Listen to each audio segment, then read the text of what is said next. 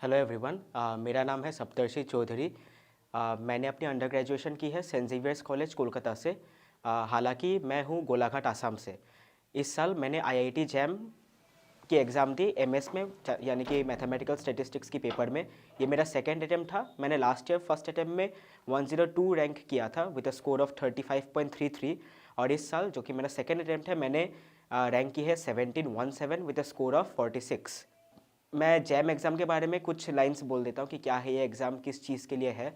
तो IIT jam का जो एग्ज़ाम होता है, यानी कि IIT joint admission test for masters, ये एक मास्टर्स की एग्जामिनेशन है, जिसके लिए हम एलिजिबल होते हैं टू परस्यू एमएससी यानी कि master of science in IITs.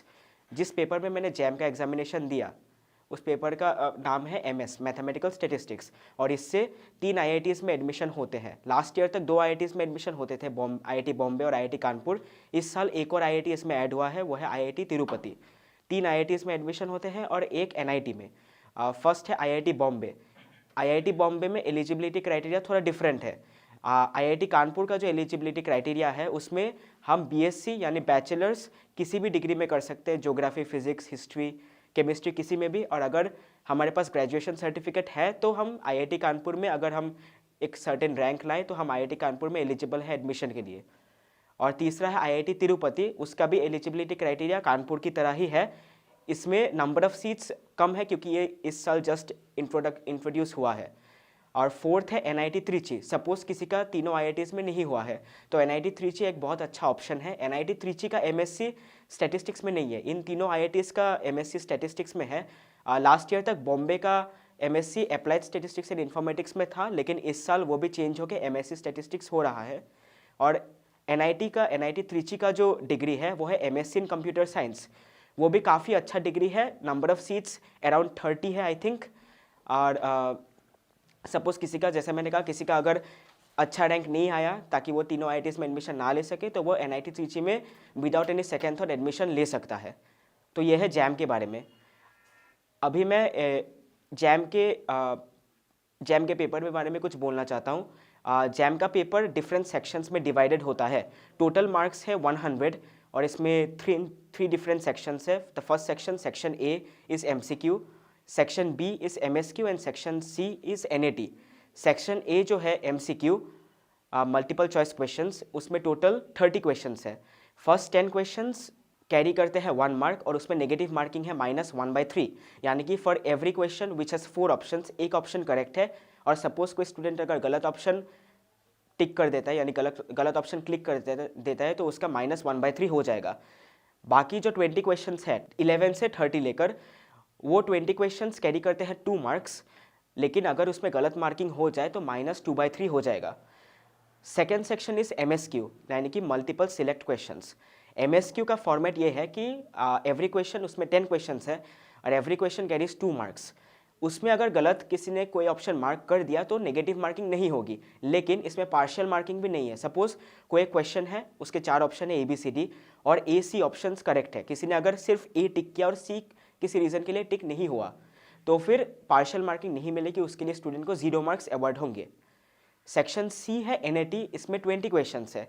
First 10 questions carry करते हैं 1 मार्क्स और नेक्स्ट 10 क्वेश्चंस कैरी करते हैं 2 मार्क्स, और इसमें भी कोई नेगेटिव मार्किंग नहीं है। अब मैं अपने प्रिपरेशन के बारे में बोलूँगा कि मैंने कैसे जैम के लिए प्रोसीड किया या डे 1 से कैसे प्रिपेयर किया। फर्स्ट ईयर में जब मैंने प्रिपेयर किया जैम के लिए, मैंने कॉलेज के सेकेंड ईयर से प्रिपरेशन स्टार्ट की थी 2022 जैम के लिए। 2022 में जैम ऑर्गेनाइज किया था आईआईटी रुड़की ने, उससे पहले ऑर्गेनाइज किया था आईआईएससी बेंगलोर में, और इस साल जो मैंने आईआईटी जैम दिया ये ऑर्गेनाइज किया आईआईटी गुवाहाटी ने। Next year I think organize करेगा आईआईटी मद्रास, मैं श्योर नहीं हूँ लेकिन मुझे लगता है आईआईटी मद्रास होस्ट कर रहा है next year. Okay, so first year में जब मैंने जैम दिया 2022 में अंडर आईआईटी रुड़की, इसके लिए मेरा प्रिपरेशन स्ट्रेटेजी था कि मैं अपने concepts first of all clear करूँ। मैंने सुप्रीमम क्लासेस में पहले कोचिंग नहीं ली थी क्योंकि मुझे तब इतना नॉलेज नहीं था इनके बारे में।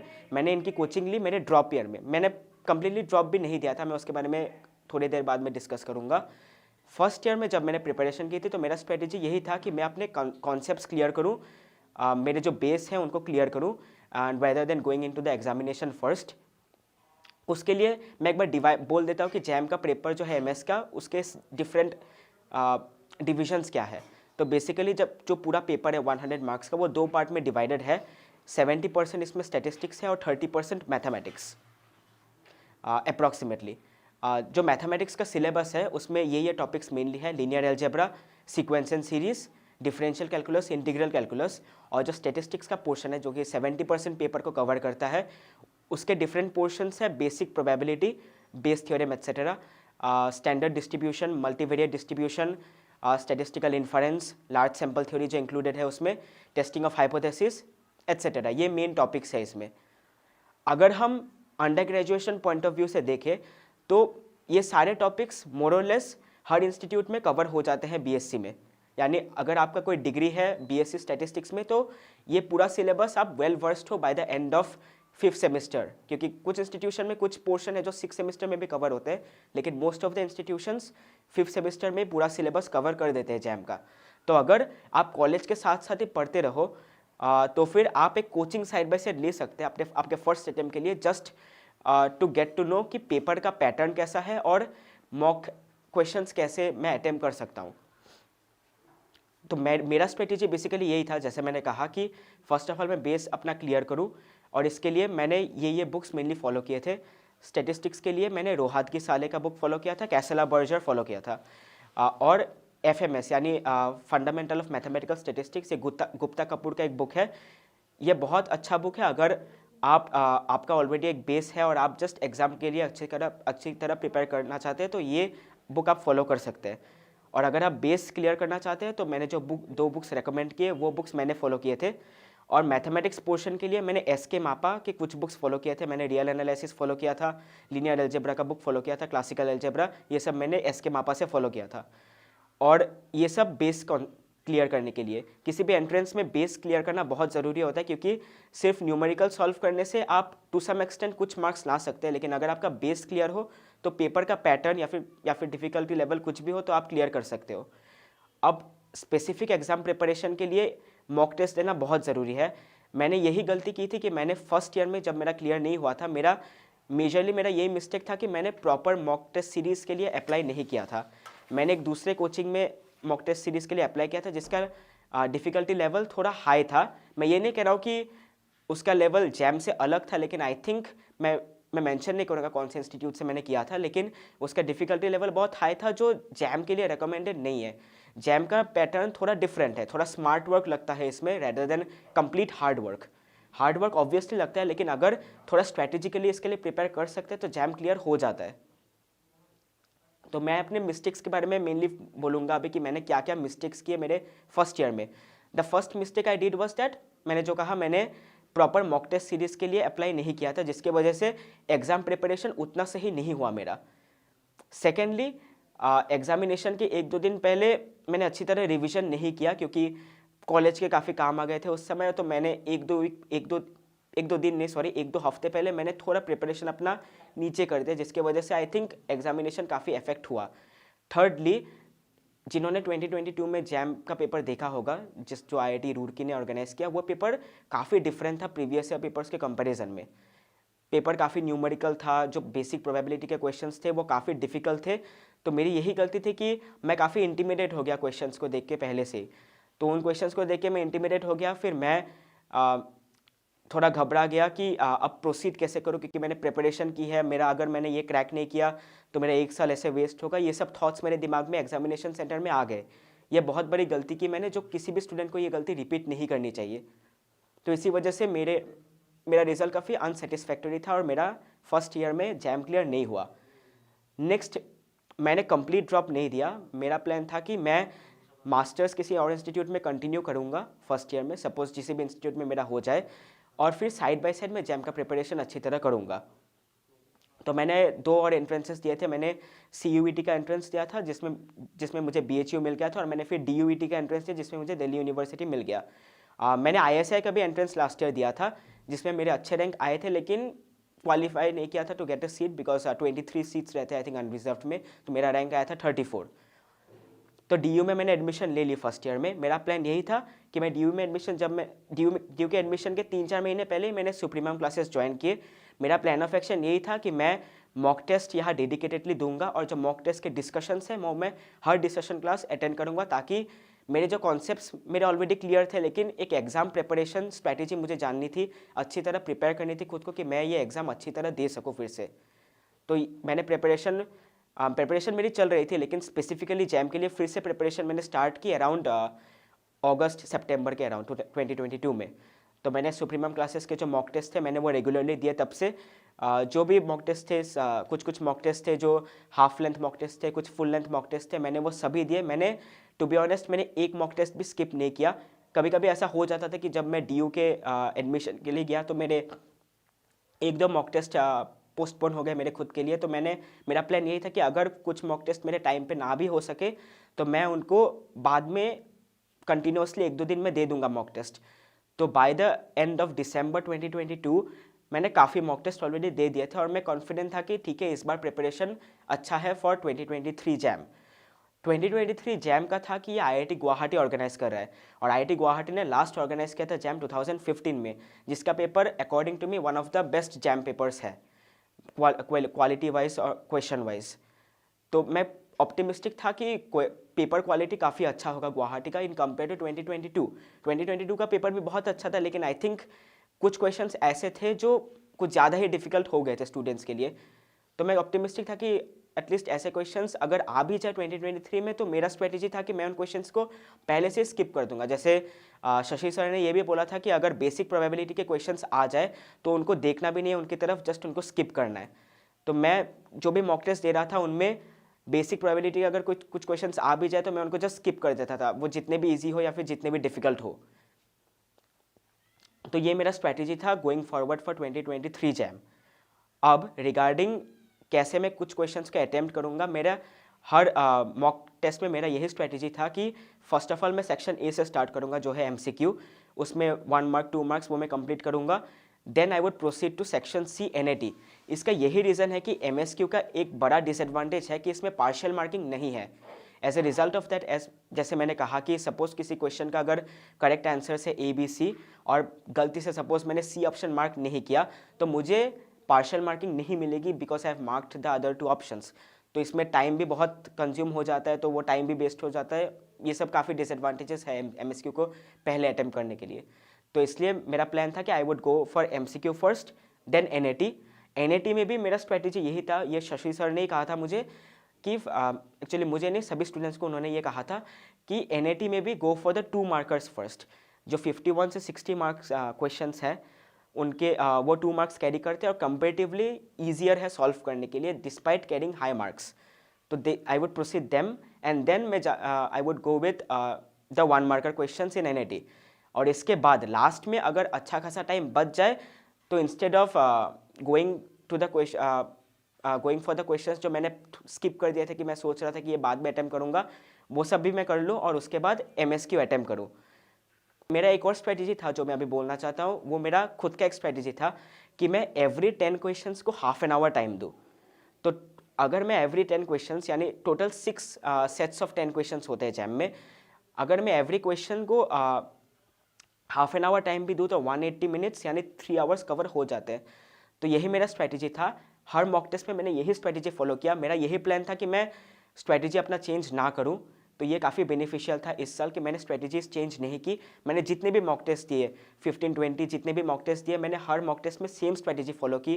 कैसे प्रोसीड करना है, किस क्वेश्चन को पहले करना है, स्ट्रैटेजी मैंने अपनी चेंज नहीं की। और मैं सभी को यही एडवाइस करूँगा कि एक स्ट्रैटेजी चूज़ कर लो, कुछ जो तुम कंफर्टेबल हो, और उस स्ट्रैटेजी को फॉलो करो in every mock test that you give, ताकि क्या हो जब तुम एग्जामिनेशन सेंटर में बैठो ये कन्फ्यूजन ना आए कि मैं कौन सा क्वेश्चन पहले करूँ, कौन सा क्वेश्चन स्किप करूँ। एग्जामिनेशन हॉल में ये बहुत इंपॉर्टेंट है कि स्टूडेंट्स काम रहे, क्योंकि कामनेस काफ़ी इंपॉर्टेंट है इन द सेंस कि सपोज ऐसे भी हो सकते हैं कि कुछ क्वेश्चंस काफ़ी डिफिकल्ट आ जाते हैं जो स्टूडेंट्स को इंटिमिडेट कर देते हैं। स्टूडेंट्स ये सोचते हैं कि यार मैंने इतना प्रिपेयर किया, अब 1-2 क्वेश्चंस अगर मैं नहीं कर सकूँ तो क्या होगा। जनरली कुछ नहीं होता अगर 1-2 क्वेश्चन स्किप हो भी जाए, लेकिन एग्जामिनेशन हॉल में ये फीलिंग आ जाती है कि अब मेरा क्रैक नहीं होगा तो मेरे पास कुछ ऑल्टरनेट ऑप्शंस नहीं है। तो ये थिंकिंग नहीं लानी है एग्जामिनेशन हॉल में, काफ़ी काम रहना है। जो भी क्वेश्चन आए, जितना भी डिफिकल्ट है, ये थॉट माइंड में रखना है कि ये क्वेश्चन सब स्टूडेंट्स के लिए डिफिकल्ट है। अगर मैं ये सॉल्व नहीं कर रहा हूँ तो इसका मतलब है कि हार्डली कोई इस क्वेश्चन को सॉल्व कर रहा है अगर मेरा प्रिपरेशन अच्छा है तो मेरा स्ट्रेटेजी भी यही था। So moving forward into the 2023 साल जब स्टार्ट हुआ, मेरा यही डिसीजन था कि मैं हर रोज़ कोई ना कोई मॉक टेस्ट दूँ। प्रीवियस ईयर पेपर्स मेरे ऑलरेडी सॉल्व थे क्योंकि ये मेरा सेकेंड अटैम्प्ट है। मेरा यही प्रिपरेशन स्ट्रेटेजी था कि मैं प्रीवियस ईयर क्वेश्चंस को जितना हो सके उतना फ्रीक्वेंटली एवरी वीक देता रहूँ, ताकि एक और side by side previous year का भी प्रिपरेशन होता रहे। मॉक टेस्ट तो मैं दे ही रहा था रेगुलरली, और उसके साथ साथ ही मैं प्रीवियस ईयर के क्वेश्चंस भी दे रहा था रेगुलरली। इतना तो मेरा प्रिपरेशन हो गया था कि एवरी ईयर के क्वेश्चंस मेरे 5-6 टाइम्स प्रिपेयर हो गए थे, और ऐसे भी मॉक टेस्ट थे जो मैंने 2-3 बार भी दे दिए थे, जो मॉक टेस्ट सर ने बनाए थे। तो ये काफ़ी बेनिफिशियल था moving forward to the examination. तो अब एग्जामिनेशन के 1-2 पहले का स्ट्रेटेजी मैं बताता हूँ, 1-2 दिन पहले कैसी प्रिपरेशन होनी चाहिए। अगर आपकी अच्छी प्रिपरेशन है तो 1-2 दिन पहले आपको कुछ भी नहीं देखना, कुछ क्वेश्चंस नहीं देखने, कुछ न्यूमेरिकल नहीं सॉल्व करनी, जस्ट काम होकर बैठना है और कॉन्सेप्ट्स को रीथिंक करना है कि सिलेबस में ये टॉपिक्स है और इस टॉपिक के बारे में मुझे क्या क्या पता है। सपोज सीक्वेंस एंड सीरीज़ का एक टॉपिक है, मुझे सीक्वेंस एंड सीरीज़ के बारे में क्या क्या पता है सिलेबस के अकॉर्डिंगली, क्या क्या टेस्ट है इसमें, रेशियो टेस्ट, रूट टेस्ट क्या क्या है, मुझे जस्ट एक शीट ऑफ पेपर लेना है और मुझे जस्ट वो लिखना है कि क्या क्या टॉपिक्स है इसमें, क्या क्या क्वेश्चंस आ सकते हैं, मुझे जस्ट थिंक करना है, मुझे कुछ न्यूमेरिकल सॉल्व नहीं करना है। ये काफ़ी इंपॉर्टेंट है 1-2 दिन पहले।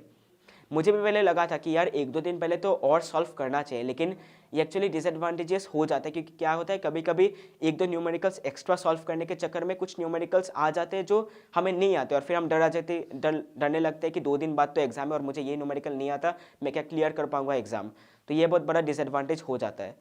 तो मेन पॉइंट यही है कि 1-2 दिन पहले कुछ नहीं देखना कि क्या आएगा क्या नहीं आएगा in terms of questions, just concepts देखने हैं। सपोज ये कॉन्सेप्ट आ रहा है एग्जाम में, तो इसके अंडर मुझे क्या क्या आता है, तो ये बहुत बड़ा फैक्टर हो जाता है।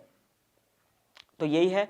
और रिगार्डिंग एग्जामिनेशन हॉल स्ट्रेटेजी, मैंने जो कहा, मेरा स्ट्रेटेजी यही था कि MCQ 1 marker 2 marker NAT and then last में MSQ। तो बस यही मेरा प्रिपरेशन स्ट्रेटेजी रहा है जैम के लिए। और रिगार्डिंग बाकी, अगर आप कोई भी मॉक टेस्ट सीरीज लेना चाहते हैं तो आपके कंफर्टेबिलिटी के अराउंड आप कुछ भी मॉक टेस्ट ले सकते हैं। मैंने पर्सनली सुप्रीमम क्लासेस की मॉक टेस्ट ली मेरे ड्रॉप ईयर के लिए, और ये मेरे लिए बहुत बेनिफिशियल रहा। शशि सर देन की पूरी जो टीम थी, संतोष सर, शशि सर, इनकी पूरी टीम थी, इन्होंने बहुत हेल्प की। एक स्टूडेंट कम्युनिटी फॉर्म हो गया था कि सभी लोग डिस्कस कर रहे हर रोज़ कि ये क्वेश्चंस आने वाले हैं, ये क्वेश्चंस हम सॉल्व नहीं कर पा रहे। तो ये एक एनवायरनमेंट क्रिएट हो गया था, और सभी स्टूडेंट्स एक दूसरे के साथ कंफर्टेबल थे। किसी का कोई डाउट अगर ग्रुप में भी ना हो तो वो पर्सनली सेंड कर देता था, और एक सॉल्व करके एक कम्युनिटी फॉर्म हो गया था। ये बहुत बेनिफिशियल है। एक और चीज़ मैं बोलना चाहता हूँ कि मैंने जब प्रिपेयर की थी, मैंने ग्रुप स्टडी में प्रिपेयर की थी। काफ़ी लोग ये भी सोचते हैं कि ग्रुप स्टडी में प्रिपेयर करने से क्या होता है, टाइम वेस्ट हो जाता है। ऐसा नहीं है। अगर आपके पास एक प्रॉपर ग्रुप है जिसमें आप डेडिकेटेड स्टूडेंट्स के अराउंड हो, तो वो बहुत बेनिफिशियल हो जाता है। तो अपने अकॉर्डिंगली ये सबका है। कुछ स्टूडेंट्स कंफर्टेबल है ग्रुप स्टडी में, कुछ स्टूडेंट्स नहीं है। लेकिन द मोस्ट इंपॉर्टेंट पॉइंट यही है कि आपको जितना हो सके उतना मॉक टेस्ट देना ही है। मॉक टेस्ट देना काफ़ी नेसेसरी हो जाता है। जितना हो सके मॉक टेस्ट देना, जितना हो सके प्रीवियस ईयर क्वेश्चन सॉल्व करना, ताकि जैम का जो एक पैटर्न है वो आपको रटा हुआ हो जाए। डे बिफोर द एग्जामिनेशन आपको पता है कि ये क्वेश्चंस आने वाले हैं, ऐसे क्वेश्चंस आने वाले हैं, इस पैटर्न में आने वाला है, मुझे जस्ट एग्जामिनेशन देना है अभी। तो ये मेरा प्रिपरेशन स्ट्रेटेजी था, और यही मैं एडवाइस फेलो स्टूडेंट्स को देना चाहता हूँ। आई thank DKT for giving me this opportunity to share my story, my preparation strategy to everyone out there. Thank you very much.